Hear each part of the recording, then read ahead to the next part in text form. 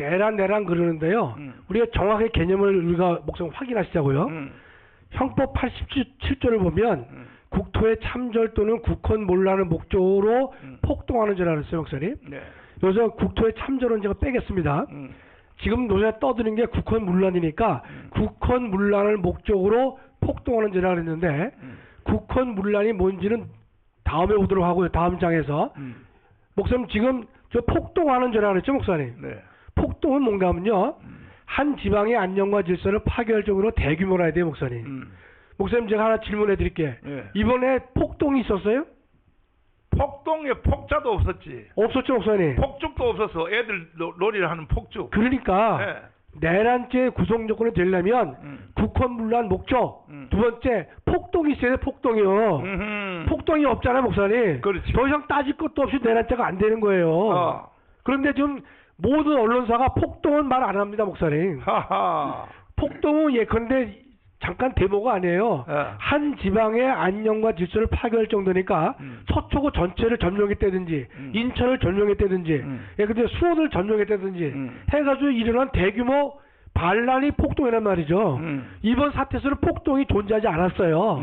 그렇다면 내란죄 두 가지 구성 조건 중에서 폭동이 없었단 말이죠, 목사님. 네. 따라서 내란죄가 안 되는 거예요. 그런데 왜 지금 윤석열을 내란죄로 지금 몰고 가려고? 그러니까 모든 언론과 검찰이 다 내란이라고 하면서 네. 윤석열 대통령을 내란 수괴라고 그러잖아요, 목사님. 아니, 검사 이 자식들이 저 윤석열이가 임명해준 검사인데 이놈들이 말이야 지금 뭐 반란을 일으켰어요. 지금. 아니 그러니까 네. 누가 임명한 걸 떠나서라도 목사님 폭동하는 죄라고 저 형법이 돼 있잖아요. 네. 폭동이 없었잖아, 목사님. 근데 왜 내란이라고 하잖아, 내란이라고. 그러니까 이게 판검사들도요 이 분위기에 이게 지금 집단 체면 사고로 들어가는 거야 지금. 그게 지금 변호사 단체도 이렇게 침묵하고 있고 다 있는데 네. 자 보시란 말이죠. 국헌 문란의 목적으로 폭동으로 해야 돼, 폭동.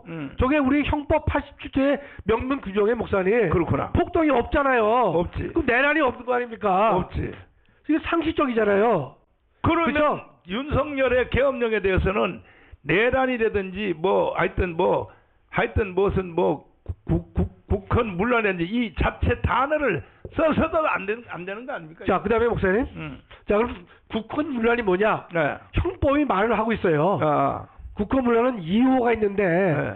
헌법에 의하여 설치된 국가기관을 강압에 의하여 전복 또는 권능 행사를 불가능히 하는 거 그랬거든요. 그러면 이번에 국회하고 중앙선관위만 갔잖아요, 목사님? 네. 대원군이? 그럼 국회를 강압에 의해서 전복시켰나요, 이번에? 전복시켰어요, 목사님, 이번에? 하하 참나. 권능 행사가 불가능했어요? 아니 합법적으로 거기서 지네가 모여가지고 개헌 해제 요구를 했잖아, 목사님. 해제 요구하니까 받아들여 버렸잖아. 그럼요. 예. 190명이 모여가지고 권능 행사를 했잖아요. 그렇죠. 그러면 2호에 국가기관을 강압에 의해서 전복한 바도 없고 불가능하게 하지도 않았단 말이죠. 목사님 쉽게 이해가 되시죠? 네. 그 다음에요. 전복이 있었냐? 없었어요. 권능 행사가 불가능했냐? 190명이 모여서 개헌 해제를 의결을 했잖아요. 그렇지. 불가능한 것도 없어요. 결국은 국헌 문란도 안 됐단 말이죠, 목사님. 그러니까 내란죄가 성립이 안 되는 거예요. 근데 어거지로 내란이라고 자꾸 떠드니까 속이 터지는 거예요, 목사님. 하하. 다음이요. 네. 이제 비상계엄인데 그러면 이번에 비상계엄으로 국회 권한 행사를 불가능하게 하지도 않았죠, 목사님. 그렇지. 계엄 때문에 지방의 안녕과 질서를 파괴할 정도의 폭동이 없었죠. 국회의원들 다 뒷문으로 들어가라고 다 허락을 해줬고. 내란에 내자 조건에서는 안 된다 뜻이에요, 목사님. 그렇지. 제 말이 틀려요, 목사님? 아니 1000% 1000% 맞지. 아니 제가 근데 윤석열 정부를 지지하기 때문에 이런 해석하는 겁니까, 목사님? 아니 잖아요. 아니 장로님을 법무부 장관을 임명해야 돼. 내란죄가 성립하지 않는 거예요. 아주 간단해요. 그렇지. 폭동이 없어요, 폭동이. 네.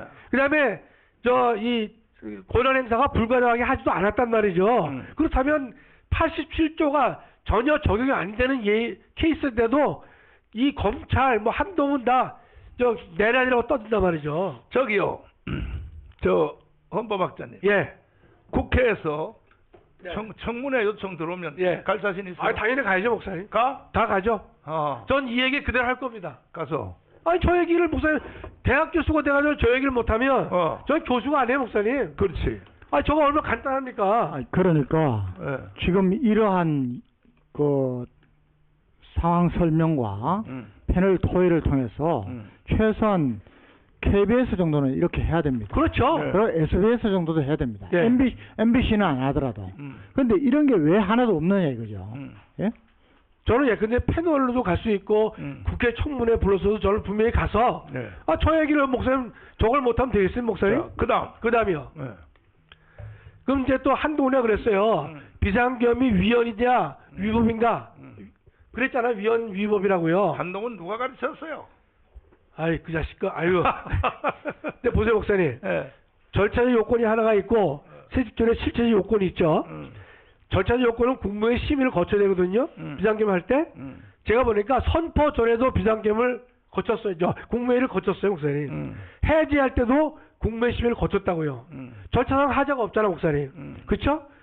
국회 통보를 하라고 그랬는데 통보 안 한 거 이거는 예컨대 문제가 될 수 있어요. 그러니까 이 정도의 흠을 가지고 위헌 위법 따지지 않습니다. 세 번째, 전지 사비원 기타 이해 주단은 국가 비상사태가 아니라는 거예요. 그러면 이 문제를 보겠단 말이에요. 이 문제를. 다음이요. 상황 요건이 뭔가 하면 이런 겁니다. 전시 사비원 기타 이해 준하는 비상사태에 해당하는지 안 하는지의 문제를 따지는 게 상황 요건이라고 얘기를 하는 게 목사님. 그 적부 판단은 누가 합니까? 대통령의 고유 권한이에요 목사님. 이걸 보통 통치행위라 통치행위.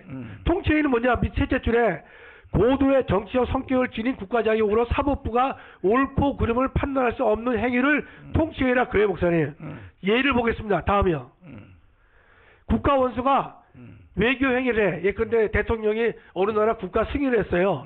정부 승인을 했어요. 사면을 했어요. 선전포고 했어요. 해외 파병을 했어. 계엄선포, 긴급명령.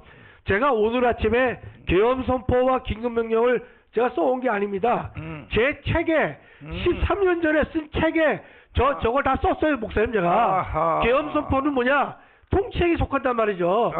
오늘 아침에 써온 게 아니에요 제가 목사님. 그렇구나.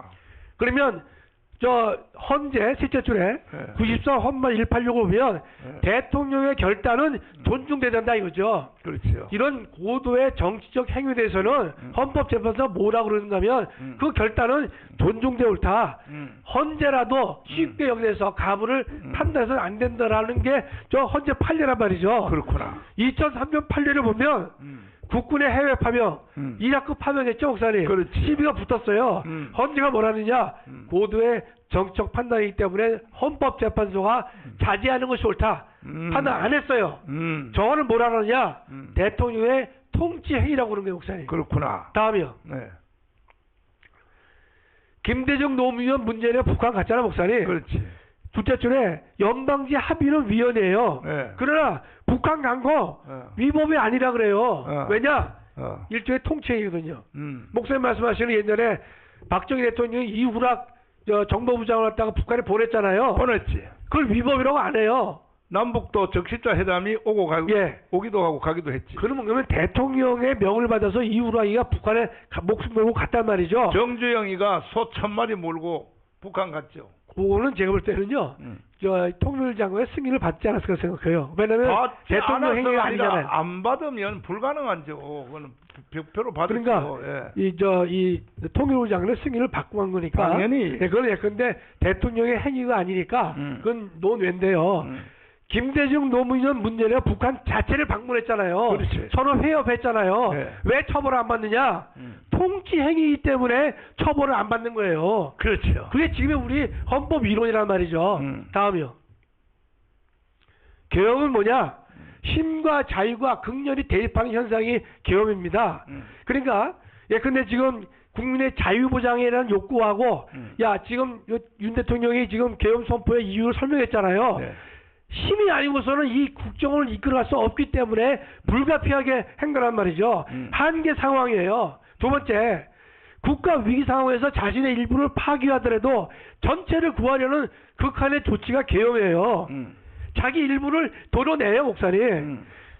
그 계엄을 선포하게 되면 국민의 기본권도 유린이 될 수가 있고 여러 가지 있어요. 그러나 일부를 파기하더라도 대한민국 전체를 살리기 위한 조치가 계엄이란 말이죠. 세 번째, 영원한 자유를 위해서 잠시 일부 자유를 포기하게 만드는 거예요, 목사님. 이게 바로 계엄이에요. 계엄의 본질을 정확히 안다면 지금 일어난 사태에 대해서는요, 보세요. 자신의 일부를 파괴하더라도 전체를 구하려고 하는 대통령의 마음이 포함된 것이고, 대한민국의 영원한 자유를 확보하기 위해서 잠시 일부 자유를 유보한 거란 말이죠. 저거를 예컨대 저렇게 해석하지 않고, 대통령이 뭐 계엄이 위헌이다, 위법이다, 저 따위로 해석하니까 나라 꼴이 안 되는 거죠. 마지막, 계엄이 왜 정당화되느냐? 평상시의 법치주의의 조직, 방법, 절차로는 국가 위기가 안 되기 때문에 그러는 거예요. 그렇지. 지금의 민주당 행태를 보세요. 맞아요. 죄다 탄핵하고 예산 다 없애버리고 그래가지고 국가 위기를 극복할 수 있습니까? 그렇기 때문에 지금의 평상적인 법치주의 조직으로는 안 되기 때문에 예외적으로 하는 게 계엄이란 말이죠. 아니 아까 대통령이 그 계엄 선포할 때도 말했잖아요. 지금 당장 대한민국이 무너져도 이상할 것이 없다. 그럼요. 참. 마지막 보면요. 네. 사람이 물에 빠지면 모든 수단을 강구해야 되겠죠, 목사님. 그렇지. 살아야 되니까. 그렇지. 국가가 그 멸망 앞에서는 네. 어떠한 조치를 취할 수 있단 말이죠. 물에 빠졌을 때요. 예. 살려내기 위해서 예. 일단 그 사람을 때려야 돼요. 좀 물에 빠지는 패죠. 패가지고 힘 못 쓰게. 기절시켜가지고 정신이 없게 한 뒤에 붕붕 뜨게 해서 머리카락 하나만 끌어도 줄줄 딸려오도록. 그럼요. 그러면 물에 빠진 사람을 쥐어 팬 것이 그게 죄입니까? 왜 꺼내기 위해서? 그러니까 임시 유보란 거예요, 임시요. 예. 정말 그 우리 저 김 교수 이야기를 들어보니까 네. 정말 속 시원하게 잘 설명이 돼가지고 네. 이것을 국민들이 보기만 하면은 네. 이해를 할 정도거든요. 그런데 지금 좌파들은 네. 그 서울대 뭐 저 한인석 교수인가